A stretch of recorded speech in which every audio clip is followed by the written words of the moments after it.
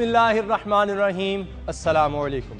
Top story میں آج آپ کی ملاقات وزیر اعلیٰ پنجاب جناب شہباز شریف سے ہوگی۔ لاہور میٹرو بس سروس ان کا خواب تھا جو پورا ہو چکا ہے۔ یہ منصوبہ کڑی تنقید کا شکار ہے۔ اس پر لاگت کتنی آئی؟ یہ منصوبہ کیوں ضروری تھا؟ اس منصوبے سے لاہور والے تو بہت خوش ہوں گے، لیکن جنوبی پنجاب والوں کے دلوں کا کیا حال ہوگا؟ شہباز شریف چودھری پرویز الہی کے اعتراضات کا جواب کیا دیتے ہیں اور ان کے ترقیاتی منصوبوں پر ان کی کیا رائے ہے؟ وفاقی حکومت پر ان کی شعلہ بیانیاں کیسی ہوتی ہیں؟ یہ سب پیش خدمت ہے، بس دیکھتے رہیے۔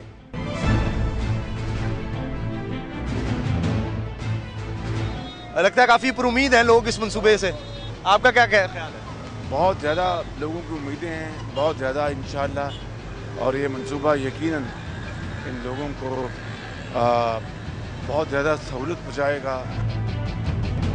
یہ آٹومیٹک سسٹم ہے، ٹکٹنگ کا آٹومیٹک سسٹم۔ السلام علیکم۔ یہ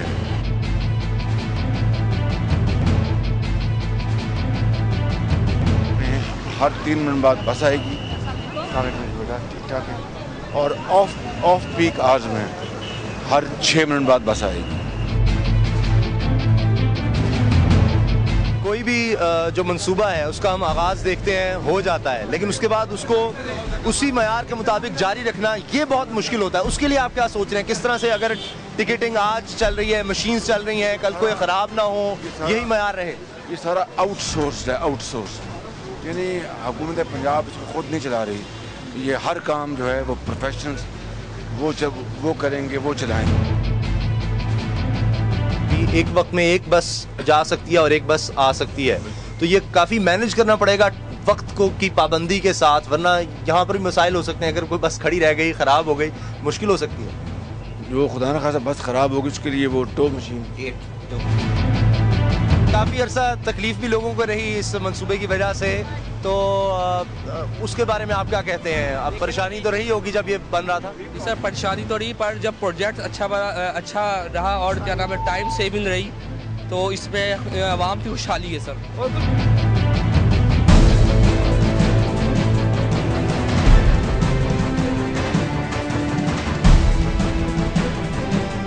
سب سے پہلا اور بنیادی سوال یہ ہے کہ آپ کو کیوں لگا کہ یہ منصوبہ لازمی ہے لاہور کے لیے؟ لاہور کے لیے نہیں، پاکستان کے لیے ہے، کیونکہ لاہور میں تو پاکستان کے لوگ بستے ہیں۔ یہاں پر صوبہ پنجاب کے لوگ ہیں، یہاں پر پاکستان کے باقی صوبوں سے یہاں پر لوگ کام کرتے ہیں، کاروبار کرتے ہیں، تجارت کرتے ہیں، پڑھتے ہیں اور مزدوری کرتے ہیں، ہسپتالوں میں کام کرتے ہیں، سندھ سے، کے پی کے سے، بلوچستان سے اسٹوڈنٹس پڑھتے ہیں ان صوبوں کے۔ تو یہ ہر حوالے سے یہ پاکستان کا منصوبہ ہے جو میٹرو بس سسٹم ہے، نمبر 1۔ اور نمبر 2، اس کو کئی دہائیوں پہلے ایسا منصوبہ پاکستان میں لگ جانا چاہیے تھا، اور سب سے پہلے اس کو کراچی میں لگنا چاہیے تھا، جو کہ ہمارا پورٹ سٹی ہے۔ تمام ہماری جو ایکسپورٹس امپورٹس کراچی کے ذریعے ہوتی ہیں، فائنینشیل سینٹر ہے، ٹریڈ سینٹر ہے، انڈسٹریل ہب ہے، اور 2 کروڑ لوگ وہاں بستے ہیں پورے پاکستان سے۔ تو حقیقت یہ ہے کہ اس منصوبے کو کئی دہائیوں پہلے کراچی میں لگنا چاہیے تھا، کہ اس کی ضرورت سب سے پہلے ہے۔ ہم نے سنا کہ مشرف کے زمانے میں بہت کچھ کیا گیا، مگر سب زبانی کلامی تھا۔ کوئی لون بھی ارینج ہو گئے تھے، سب کچھ ایک زبانی جمع خرچ تھا۔ پھر اس گورنمنٹ کے، موجودہ گورنمنٹ کے 5 سال گزرنے کو ہیں۔ سندھ کی گورنمنٹ کی اپنی تھی، پرائم منسٹر ان کے اپنے تھے، پریزیڈنٹ کے اپنے ہیں، اربوں کھربوں انہوں نے فنڈز دیے ترقیاتی کاموں کے نام پر، مگر بدقسمتی سے یہ منصوبہ وہاں نہ لگ سکا۔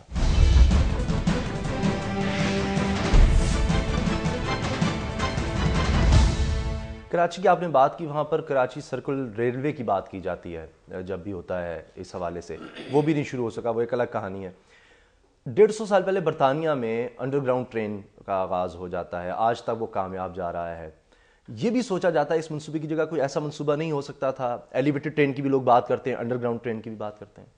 بالکل، کئی اس کے جہتیں ہیں اور کئی آپشنز ہیں، لیکن آج کے پاکستان کی جو صورتحال ہے، کہ وسائل کی کمی، ایک تو ہم نے اپنے پاؤں پہ جو کلہاڑا مارا 65 سالوں سے، اور ان 4.5 سالوں میں جو بدترین قسم کی کرپشن ہوئی ہے اس کی ماضی میں کوئی مثال نہیں ملتی. اور میں دن رات یہ یعنی احتجاج کرتا رہتا ہوں، صدا بلند کرتا رہتا ہوں، لیکن بالکل وہ یعنی ایک ایسی صورتحال ہے کہ کوئی اس کو نہ سنتا ہے، نہ اس کو محسوس کرتا ہے، نہ کسی کو خیال آتا ہے.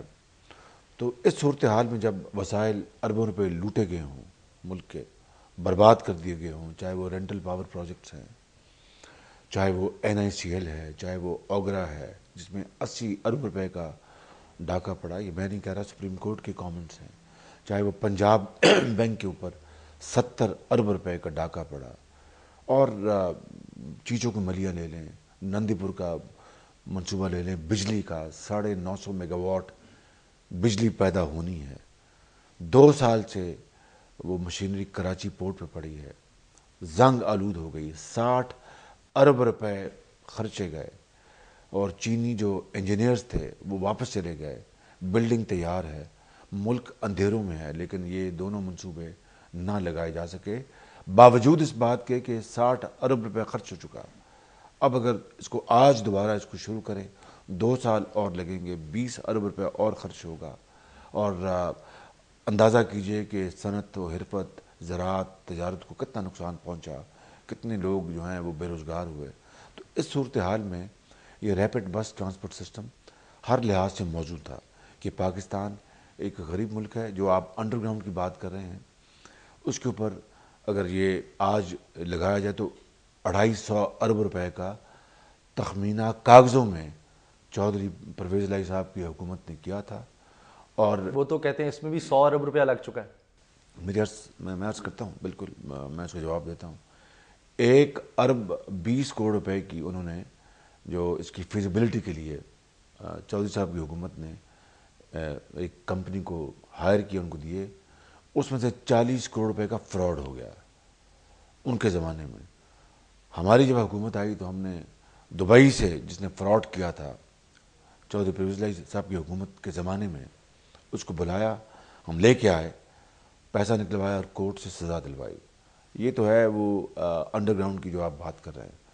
اس کے اوپر جو آپ فرما رہے ہیں کہ 100 ارب روپے لگ چکے ہیں، یہ ناقدین، یہ مخالفین کہتے ہیں. میں کئی مرتبہ جواب دے چکا ہوں، اور آج آپ کے جو معتبر آپ کا جو چینل ہے دنیا، اس کے سامنے یہ میں ذمہ داری سے عرض کرتا ہوں کہ اس منصوبے کے اوپر 30 ارب روپے سے زیادہ لاگت نہیں آئی، اور انشاءاللہ اسی کے اوپر یہ منصوبہ مکمل ہو جائے گا، اور پرسوں انشاءاللہ اللہ تعالیٰ کو منظور ہو تو اس کا افتتاح ہے. نمبر 1 بات، جو لوگ 100 ارب کی بات کرتے ہیں وہ شیشے میں اپنا منہ دیکھ رہے ہیں. یہ یقیناً بات درست ہے، اور میں یہ بغیر کسی لگی لپٹی کے کہنا چاہتا ہوں کہ زرداری صاحب اور ان کے جتنے بھی ہواری کام کر رہے ہیں، آپ سب جانتے ہیں ان کے کولیشن پارٹنرز، اگر وہ یہ منصوبہ لگاتے تو 100 ارب نہیں 200 ارب لگتا اور قیامت تک مکمل نہ ہوتا. اور یہ میں ہوا میں بات نہیں کر رہا، یہ ان کی جو 5 سال میں ان کی جو کارگزاری ہے، جو ان کی جو خدمات ہیں، وہ سامنے ہے روز روشن کی طرح. میں نے نام گنوا دیے آپ کو، آپ دیکھ لیجئے گا کہ NICL کا کیا ہوا، ایک مکمل طور پر فراڈ کیس ہوا. سیف سٹی کو دیکھ لیں، $100 ملین کا منصوبہ تھا، یعنی 10 ارب بنتے ہیں، اور ہمارے ایک دوست ملک نے قرضہ دیا تھا، 7 ارب کھسک گیا، بھیج دیا. ایک اس کے نہ کوئی کیمرہ ہے نہ کوئی نشان ہے، 7 ارب جا چکا بالکل. اور سپریم کورٹ نے اس کو نوٹس لیا، اس کو اللیگل قرار دیا. آپ رینٹل پاور پروجیکٹ دیکھ لیں، اربوں روپے ضائع ہو چکے، اربوں روپے. اوگرا کے اوپر 80 ارب روپے ہمارے کھائے گئے. یعنی آپ کس چیز کا آپ نام لیں، یعنی ہر چیز میں فراڈ اور تباہی ہے. تو وہ جو ناقدین جو اس حوالے سے بات کرتے ہیں 100% درست کرتے ہیں کہ وہ، میں کہتا ہوں 100 ارب نہیں، وہ 200 ارب لگاتے اور یہ کبھی مکمل نہ ہوتا. ہم نے قلیل ترین مدت میں 10-11 ماہ میں اس کو مکمل کر لیا. اعلیٰ ترین کوالٹی کا یہ منصوبہ ہے، شفاف منصوبہ ہے، پائے کی یہ سہولت ہے.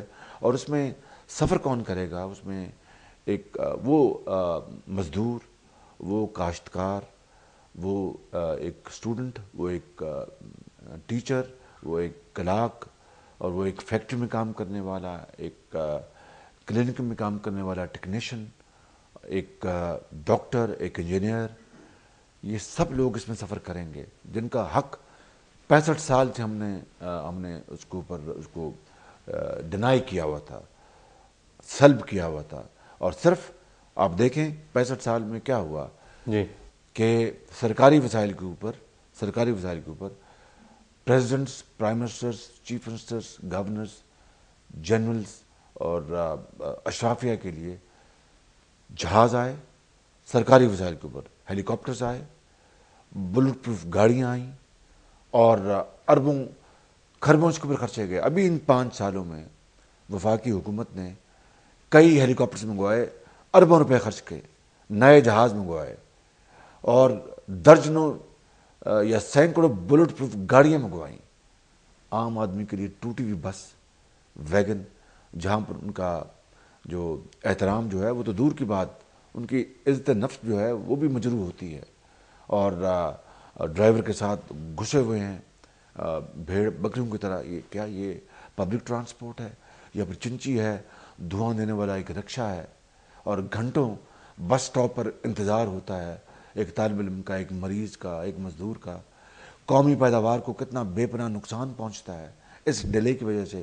ان انتظار کی گھڑیوں کو آپ گھنٹوں میں اور سال میں ہزاروں لاکھوں گھنٹوں میں آپ جب ضرب دیں تو اربوں روپے کی قومی پیداوار کو نقصان ہوتا ہے. اور ایک مٹھی بھر جو اشرافیہ ہے اس کے لیے تو اربوں روپے لگ جائیں، اور جو ایک میجورٹی ہے 95%، ان کے لیے ایک ٹوٹی ہوئی بس بھی نہ ہو. یہ ہے وہ آئی تھنک مقام، یہ صورتحال جس کی بنا پر ایسا ایک ریلائبل پبلک ٹرانسپورٹ اس ملک میں دہائیوں پہلے ہونا چاہیے تھا. آج الحمدللہ آ گیا ہے جی مسلم لیگ نون نواز کی حکومت کے دور میں شفاف طریقے سے. تو اللہ تعالیٰ کا شکر ادا کرنا چاہیے.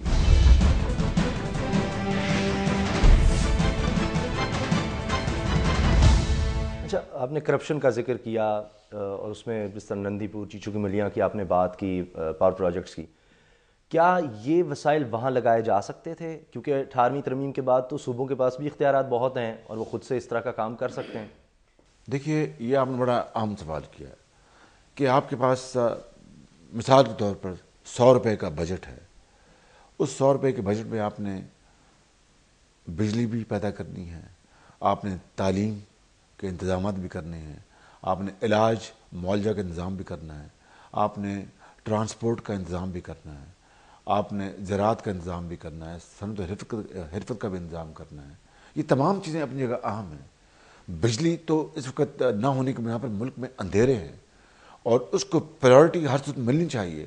مگر میں نے ابھی جو کہا کہ وہ جو 60 ارب روپیہ نندی پور اور چیچو کی ملیوں پر خرچ ہو چکا، اور ابھی تک وہ منصوبے نہ صرف چل نہیں سکے بلکہ مشینری کراچی پڑی ہے. 2-3 سال اور لگیں گے. کیا یہ مجرمانہ غفلت نہیں ہے؟ اور ہم نے اس کی جگہ 18ویں ترمیم میں صوبوں کو کوئی بجلی پیدا کرنے کا اختیار نہیں ملا. یہ میں کئی مرتبہ کہہ چکا ہوں. آج پھر آپ کی توسط سے میں اس کی تصحیح کرنا چاہتا ہوں کہ 18ویں ترمیم میں تو وفاق کو اور اختیارات مرکوز ہو گئے.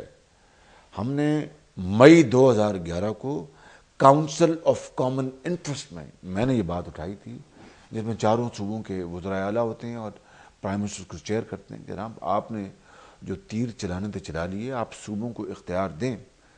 تو اس حوالے سے صوبوں کو اختیار ملا. لیکن آپ دیکھیں کہ نمبر ایک بات، بجلی پیدا کرنے کا کوئی منصوبہ وہ 3-4 سال پہلے وہ میچور نہیں ہوتا، اس میں 3-4 سال لگتے ہیں. ایک بات. دوسری بات یہ ہے کہ اس کے باوجود کہ ہم نے کاؤنسل آف کامن انٹرسٹ سے یہ فیصلہ کروایا صوبوں کے لیے، لیکن تمام جو کلیدی اختیارات جو ہیں وہ وفاق کے پاس ہیں. آج بھی نیپرا جو بجلی کے نرخ مقرر کرتا ہے مختلف بنیادوں پر، کوئلے کی بنیاد پر بجلی پیدا کرنے کا منصوبہ، بگاس کی بنیاد پر جو گنے کی پھوک ہے، بگاس کی بنیاد پر بجلی پیدا کرنے کا منصوبہ، پن بجلی کی بنیاد پر بجلی پیدا کرنے کا منصوبہ، بایو میس, بایو گیس, یہ تمام جو آئٹمز ہیں, اس کی بنیاد پر نیپرا کو چاہیے تھا کہ وہ اپ فرنٹ ریٹس مقرر کرتا. تمام تر کاوشوں کے باوجود, احتجاج کرنے کے باوجود میں آج تک ناکام ہوں. وفاق نے, نیپرا نے یہ ریٹس مقرر نہیں کیے. ہمارے ملک میں 72 شوگر ملیں ہیں, 30-35 صوبہ سندھ میں ہیں اور 40 تقریباً پنجاب میں ہیں اور ایک آدھ KPK میں ہیں. ان کا جو گنے کا جو پھوک ہے, یہ پھوک الحمدللہ بہت اعلیٰ فیول ہے, کلین فیول ہے, لوکل فیول ہے. اس کی بنیاد پر اگر 4 سال پہلے وفاق تیاری کرتا, اور میں نے 2-2.5 سال سے میں نے شور مچایا, احتجاج کیا, کسی کے کان میں جوں تک نہیں رنگی. ہم 2000 میگا واٹ بجلی پیدا کر سکتے تھے آج, اور اس کے بدلے میں جو فیول ہم امپورٹ کرتے ہیں, یہ جو ڈیزل اور فرنس آئل جو امپورٹ کرتے ہیں, اربوں ڈالر کا ہم وہ بچا سکتے تھے. کوئلے کی بنیاد پر سندھ میں ذخائر ہیں, آپ جانتے ہیں, تھر کول ہے, بلوچستان میں ذخائر ہے, پنجاب میں بھی ذخائر ہیں. اس کی بنیاد پر ہم 4 سال پہلے وفاق تیاری کرتا تو آج 2-3 ہزار میگا واٹ بجلی پیدا ہو رہی ہوتی, اور آپ لاکھوں لوگوں کو یہاں پر روزگار دیتے. مگر نہ کول بیسڈ پاور جنریشن کے اوپر ریٹ اپ فرنٹ مقرر کیا, نہ بگاس کے اوپر. تو یہ ایک بہت تکلیف دہ اور دکھ بھری کہانی ہے.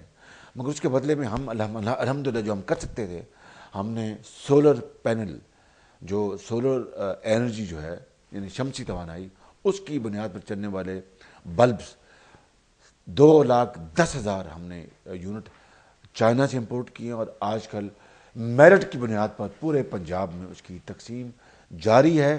اور انشاءاللہ اس ماہ کے آخر تک, یعنی فروری کے آخر تک 2,10,000 جو گھر ہیں وہ میرٹ کی بنیاد پر وہ ان کے اندر اجالے ہوں گے.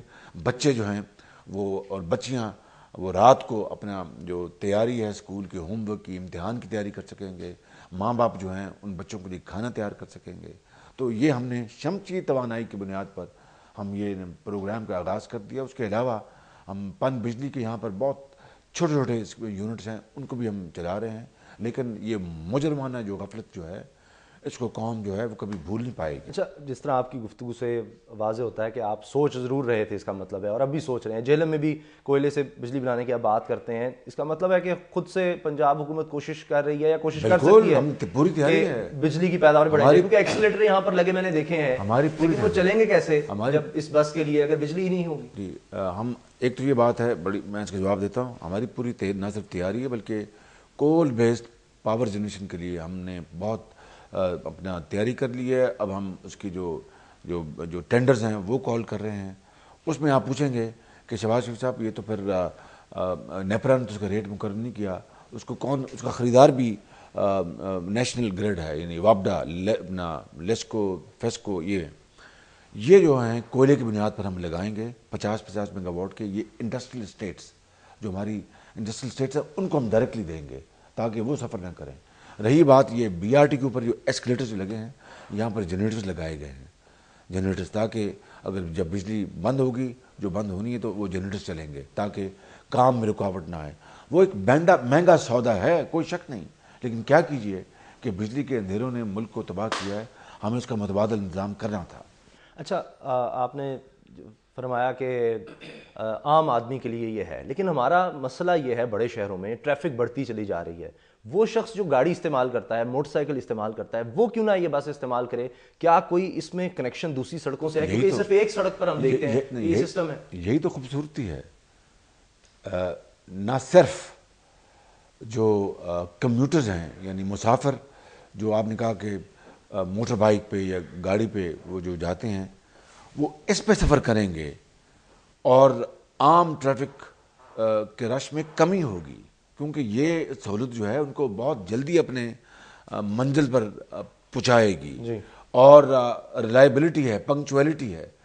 اور پھر اس روٹ کے اوپر جو اطراف سے جو ٹریفک آتی ہے, اس پر بھی فیڈر بسز چلیں گی تاکہ وہ مسافر یہاں پر آئیں اور پھر یہ روٹ استعمال کریں. جس نے گورنمنٹ کالج پہنچنا ہے, جس نے لاٹ صاحب کے دفتر جانا ہے, جس نے کسی راستے میں ہسپتال میں اترنا ہے, یہ گلاب دیوی ہاسپٹل ہے, جنرل ہاسپٹل ہے, یہ سارے راستے میں جو آتے ہیں, دفاتر آتے ہیں, فیکٹریز آتی ہیں, شاپنگ ایریاز آتے ہیں, اچھرا آتا ہے, کتبہ چوک آتا ہے جہاں پر لوگ مچھلی کھاتے ہیں تلی ہوئی, پھر دادا صاحب جاتے ہیں جہاں پر ہزاروں لاکھوں زائرین جاتے ہیں ہر سال, وہاں پہ جنہوں نے مینار پاکستان جانا ہے.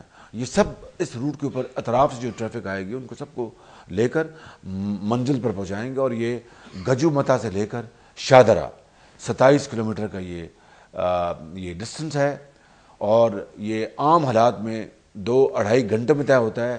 انشاءاللہ اس سسٹم کے ذریعے 55 منٹ میں ایک اینڈ سے دوسرے اینڈ پر مسافر پہنچ سکے گا. اس سے زیادہ شاندار جو سسٹم ہے اسی قسم کا دنیا میں اور کہیں نہیں ہے الحمدللہ. پاکستان میں بھی اور کہیں نہیں ہے یہ سسٹم. بالکل صحیح. جنوبی پنجاب کے لوگ جو ہیں اس وقت آپ کو پتہ ہے صوبے کی بھی بات ہو رہی ہے وہاں پر, وہ اگر اس سسٹم کو دیکھتے ہیں تو ان کے ذہن میں خیال نہیں آئے گا ہمارے لیے ایسا سسٹم کیوں نہیں؟ دیکھیں یہ بڑا اچھا سوال کیا ہے. جنوبی پنجاب میں ہم نے جو ایئر کنڈیشن بسز جو ہیں وہ جو چائنا سے امپورٹ کی تھی, ملتان میں بھی چل رہی ہیں, بھاولپور میں بھی چل رہی ہیں, راولپنڈی میں بھی چل رہی ہیں, فیصل آباد میں بھی چل رہی ہیں, گوجرانوالہ میں بھی چل رہی ہیں, سیالکوٹ میں بھی چل رہی ہیں اور لاہور میں بھی چل رہی ہیں. یہ ہم نے سینکڑوں بسیں منگوائی تھیں. نمبر 1. نمبر 2, فیزیبلٹی کا تعلق ہے. میں مثال دیتا ہوں, جس 150 سالہ پرانا نظام کی آپ نے بات کی لندن میں میٹرو انڈر گراؤنڈ سسٹم کی, برطانیہ میں صرف ایک جگہ ہے وہ ہے لندن, مینچسٹر میں نہیں ہے, برمنگھم میں نہیں ہے. انہوں نے اچھے باقی نظام بنائے ہوئے ہیں, پبلک ٹرانسپورٹ ہے, روڈ ٹرانسپورٹ ہے, ٹرین ہے, لیکن انڈر گراؤنڈ میٹرو صرف لندن میں ہے. تو اس کی میں نے کہا کہ فیزیبلٹی پہلی کراچی کی بنتی ہے, اس کے بعد لاہور کی بنتی ہے, اس کے بعد کسی اور کے شہر کی بنتی ہے.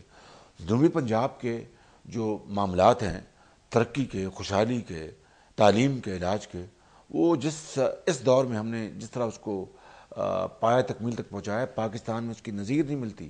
مثال کے طور پر چودھری پرویز الہی صاحب کے زمانے میں جنوبی پنجاب میں جو وسائل خرچ کیے گئے 5 سالوں میں, ان 5 سالوں میں اس سے دگنے سے زیادہ ہم نے خرچ کیے ہیں, دگنے سے زیادہ الحمدللہ. نمبر 1. نمبر 2, جنوبی پنجاب کی جو پاپولیشن ہے, پنجاب کے پاپولیشن کے بطور پرسنٹیج وہ 31% ہے. ہم نے الحمدللہ جنوبی پنجاب کے وسائل ان 5 سالوں میں پاپولیشن سے زیادہ دیے ہیں, 32% دیے ہیں. مثال کے طور پر ہم نے جو یلو کیپس جو تقسیم کی, میں مثال دے رہا ہوں, وہ ہم نے جنوبی پنجاب کا ان کی پاپولیشن سے 10% زیادہ حصہ رکھا. ہم نے 30,000 tractor subsidise tractor 30,000 green tractor تقسیم کیے.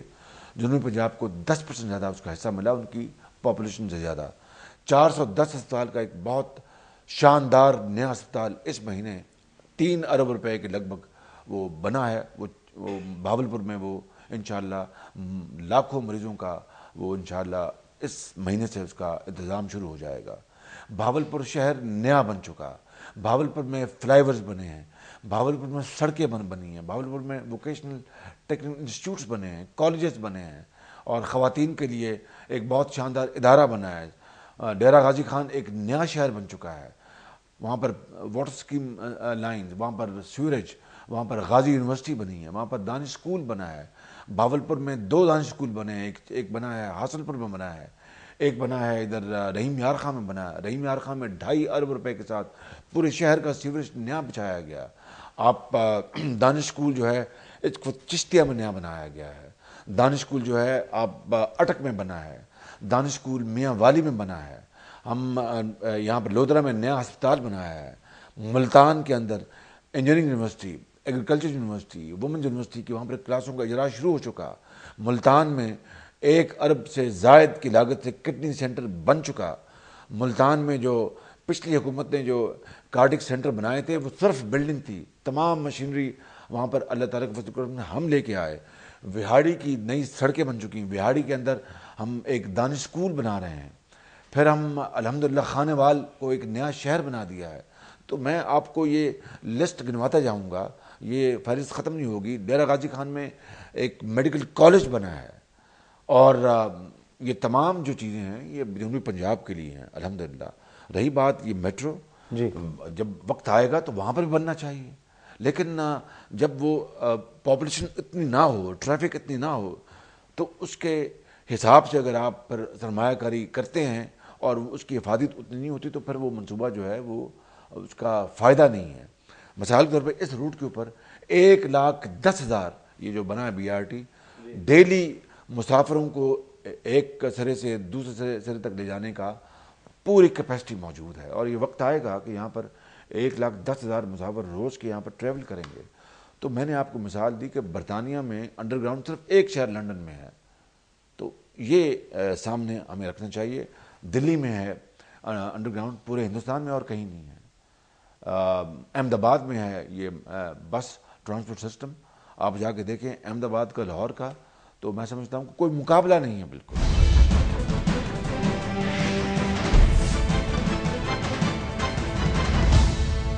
یہ منصوبہ بڑے شہروں کے لیے عمومی طور پر ہوتا ہے, جس طرح آپ کہہ رہے ہیں پوری دنیا میں. اس منصوبے کی جگہ کئی اور منصوبے شروع ہو سکتے تھے, کیونکہ مخالفین یہ کہتے ہیں کہ 30 ارب روپیہ جس طرح آپ کہہ رہے ہیں اگر لگ گیا, اس میں کئی اور منصوبے شروع کیے جا سکتے تھے, وہ شروع کر دیے جاتے. میں آپ کو میں پھر عرض کروں گا کہ اس منصوبے کے مقابلے میں اور چیزیں آپ کر سکتے تھے, کوئی شک نہیں ہے, یہی 30 ارب روپے آپ اور چیز میں لگا سکتے تھے.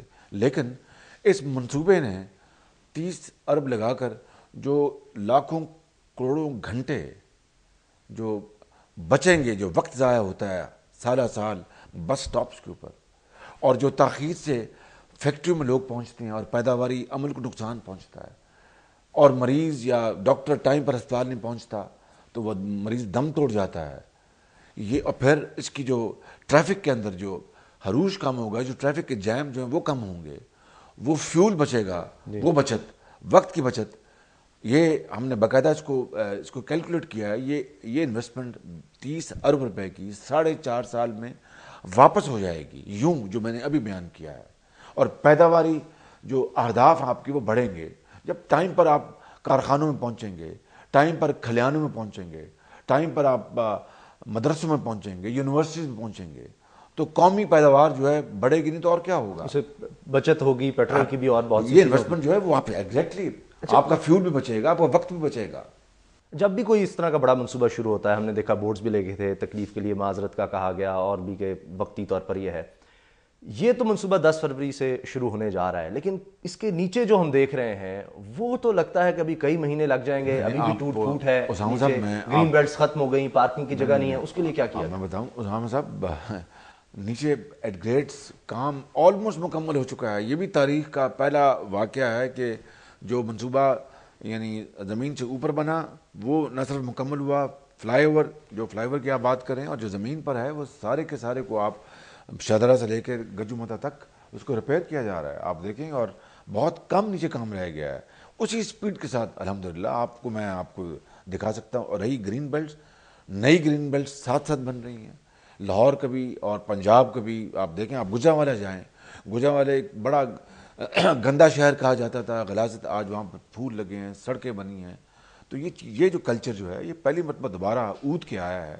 یہ پچھلے دور میں جو 97-99 کا تھا, تو آپ فیصل آباد کے آپ چوراہے دیکھ لیتے, اس زمانے میں خوبصورت پھول لگے ہیں. آپ ملتان کے چوراہے دیکھتے, راولپنڈی کے, لاہور کے. یہ دوبارہ کلچر 10-15 سال بعد ہم لے کے آئے ہیں کہ ساتھ ساتھ تعمیرات بھی ہو رہی ہیں اور ساتھ ساتھ خوبصورتی میں بھی اضافہ ہو رہا ہے. آپ دیکھیے کہ یہ درخت, یہ پھول, یہ ہریاول, یہ پہلے آپ کو کبھی دیکھنے میں نہیں ملتی تھی. تو یہ ایٹ گریٹ ساری سڑکیں ریپیئر ہو چکی ہیں, اور بہت تھوڑا کام ہوگا, وہ انشاءاللہ چند دن میں ہو جائے گا. اور ساتھ ساتھ خوبصورتی کا کام. بچت کی آپ نے بات کی, پیٹرول کی بچت کی. ہمارے آلٹرنیٹ فیول جو ہے وہ CNG کہا جاتا ہے.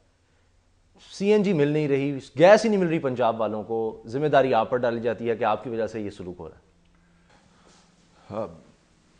لائسنس وہ دیتے ہیں CNG اسٹیشنز کے, اور وہ اوگرا جو ہے وہ اسی کا حصہ ہے نا. یعنی جو سنا ہے, جو سپریم کورٹ کے جو ہم نے کامنٹس پڑھے اور بات سنی کہ وہ جو توقیر صادق کی سربراہی میں سینکڑوں جو CNG اسٹیشن دے دیے گئے, اس کے بدلے میں رشوت لی گئی, گیس تھی نہیں. وہ تو ہمارے اختیار میں تو نہیں ہے, وہ تو فیڈرل گورنمنٹ کے اختیار میں ہے. یہ ہماری پلاننگ تو نہیں ہے. انہوں نے یہ لائسنس دیے, میں نے تو کوئی لائسنس نہیں دیا. میں نے تو صرف یہ کیا کہ بسیں منگوائیں جو چل رہی ہیں CNG کی بنیاد پر, کیونکہ ماحول کو آلودگی سے پاک کرنا اور اپنا ایک فضاؤں کو بہتر بنانا, یہ سب ممالک کی ذمہ داری ہے اور ہر شہری کی ذمہ داری ہے. ہم نے اس کی بنیاد پر یہ CNG بسز منگوائیں.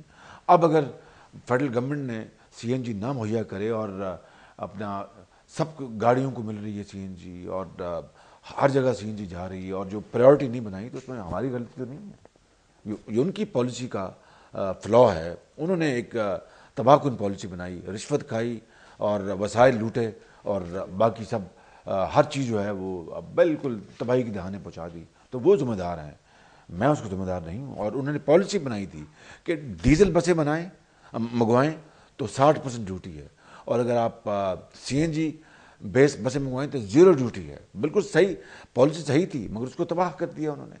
نہ انہوں نے CNG مہیا کی اور اس کے بدلے میں اسٹیشن بنا دیے, بے پناہ لائسنسز دے دیے اور رشوت کا بازار گرم کیا. تو یہ میری ذمہ داری نہیں ہے. میں نے تو احتجاج کیا گرمیوں میں, آپ جانتے ہیں مئی, جون, جولائی, اگست کے مہینے میں میں مینار پاکستان تمبو میں بیٹھا رہا, کابینہ کی میٹنگز لیں, احتجاج کیا. پسینے فوارے کی طرح چھوٹتے تھے جہاں لوگ وہاں پر آتے تھے, کابینہ کے ممبران کے, مہمانوں کے. راولپنڈی میں, ملتان میں, سرگودا میں, فیصل آباد میں ہم نے تمبو میں کام کیا 3-4 مہینے شدید گرمی میں. تو وہ کیا تھا؟ احتجاج تھا وفاق کے ان تمام تباہ کن پالیسیوں کے خلاف. اچھا, الیکشنز بھی قریب ہیں, آپ سمجھتے ہیں ترقیاتی منصوبوں میں سب سے بڑا منصوبہ ہے, آپ کی سب سے بڑی کامیابی ہے یہ؟ نہیں, میری سب سے بڑی کامیابی تو الحمدللہ اس مالک کے کرم سے ڈینگی کے جو ایک تباہ کن جو وبا تھی 2011 میں جو اس صوبے میں اور لاہور میں جس نے حملہ کیا, وہ تاریخ کی سب سے بڑی وبا تھی. تاریخ کی, یہ میں نہیں, وہ فورن ڈاکٹرز نے کہا, سری لنکن ڈاکٹرز نے کہا, اور انہوں نے کہا کہ اگر اتنا زبردست ایک ٹیم ورک کے طور پر کام نہ ہوتا اور دن رات شبانہ روز محنت نہ ہوتی ڈاکٹرز کی, نرسز کی, خاک روب کی, ایک مالی کی, ایک پولیٹیشین کی, ایک گورنمنٹ آفیسر کی, ہیلتھ سیکرٹری کی, ہیلتھ منسٹر کی, چیف سیکرٹری کی, IG کی, سپاہی کی, تو 25,000 اموات ہونے کا خدشہ تھا. اس سال صرف 260 اموات ہوئیں, وہ بھی نہ ہوتی, اس کو بڑا افسوس ہے. 21,000 لوگوں کو ڈینگی کا بخار چڑھا.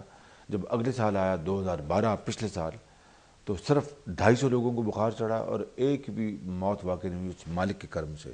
تو میں سمجھتا ہوں کہ شاید اس کے بدلے میں ہمارے گناہ معاف ہو جائیں گے. 2010 میں جو تاریخ کا سب سے بڑا سیلاب آیا پاکستان میں 100 سال کے بعد, اس نے تباہی مچائی.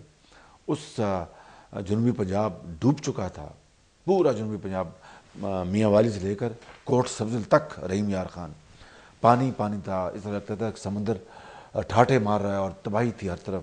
لاکھوں ایکڑ فصلیں تباہ ہو گئیں, ہزاروں لاکھوں مویشی وہ بہہ گئے, ہزاروں لاکھوں مکان بہہ گئے, 100 لوگ وہ بیچارے وہ موت کا شکار ہو گئے, اور ملک کی معیشت کو اربوں ڈالر کا نقصان پہنچا. اس وقت پنجاب حکومت نے, اس خادم نے, میاں نواز شریف کی قیادت میں جو کچھ کیا وہ پوری قوم کے سامنے ہے. میں سکوٹر پہ گیا, میں پیدل گیا, ہیلی کاپٹر پہ گیا. ہم نے دال, آٹا, دوائیاں, کمبل, کیا کچھ نہیں کیا. پھر وہ جو وطن کارڈ کے ذریعے ان ساری کاوش کے اوپر 20 ارب روپے خرچ ہوئے. پھر ہم نے ماڈل ولیجز بنائے 1.5 ارب روپے کی لاگت سے, اور وہ بہترین ولیجز اس علاقے میں لوگ دعائیں دیتے ہیں. یہ عوام سے پیسہ ہم نے اکٹھا کیا تھا. زرداری صاحب اس وقت پیرس میں بیٹھے تھے اور لندن میں بیٹھے تھے اور انجوائے کر رہے تھے وہاں کی فضاؤں کو. میں نے 31 جولائی 2010 کو جناح براج سے زرداری صاحب کو اپیل کی تھی کہ زرداری صاحب خدا رہا آپ صدر پاکستان ہیں, پورا پاکستان اس وقت سیلاب میں ڈوب چکا ہے, لاکھوں لوگ ان کی جانوں کو خطرہ ہے, آپ یہاں رہیں, آپ پیرس اور لندن نہ جائیں. انہوں نے کسی کی نہیں سنی اور وہ چلے گئے. اپنے بھائیوں اور بہنوں کو ڈوبتے ہوئے ان کو کوئی پرواہ نہیں تھی. ہم تھے, ہماری حکومت تھی, عوام تھے, ڈاکٹرز تھے, نرسیں تھیں, محکمہ پنجاب تھا.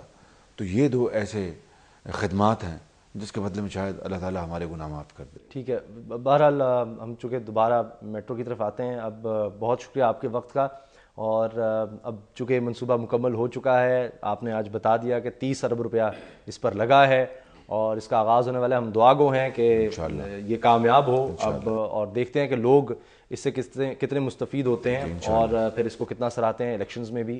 اور اس کے بعد جاتے جاتے آخری سوال آپ سے کہ یہ منصوبہ اگر کامیاب ہوتا ہے تو کیا اب آپ سوچ رہے ہیں کہ مال روڈ پر دوسری سڑکوں پر بھی اس طرح شروع کیا جائے گا؟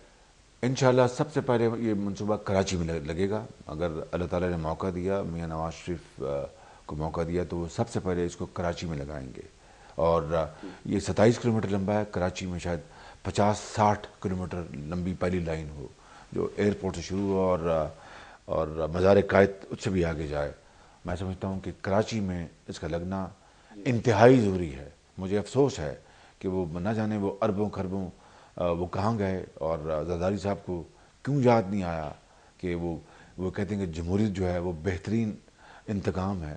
تو پھر لگاتے کراچی میں یہ منصوبہ, کراچی کے عوام کی دعائیں لیتے. کراچی چھوٹا پاکستان ہے, وہاں پر KPK کے لوگ بستے ہیں, وہاں پر بلوچستان کے لوگ بستے ہیں, وہاں پر پنجاب کے لوگ بستے ہیں, وہاں پر سندھ کے لوگ بستے ہیں, اندرون سندھ سے لوگ رہتے ہیں.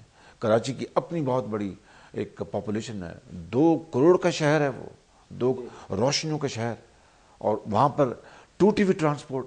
یہاں تو ہم اس BRT سے پہلے ہم الحمدللہ ایئر کنڈیشن بسیں چلا رہے تھے پنجاب میں. جی آپ کو اچھی طرح علم ہے, شاید آپ نے بھی اس میں سفر کیا, میں نے تو کسی سفر کیا ہے. بہت شاندار بس ہے وہ جو چل رہی ہے, سینکڑوں بسیں. وہاں پر تو یہ بھی نہیں ہے. کتنے افسوس کی بات ہے کہ جو کراچی جو it is gateway of Pakistan, اس کو ہم اس طرح اگنور کریں. تو میں سمجھتا ہوں کہ مال روڈ اور کوئی اور روڈ سے پہلے کراچی میں لگنا چاہیے, اور انشاءاللہ وہاں پورے ملک میں ایک ساتھ ترقی تاکہ ہو. بہت شکریہ. بہت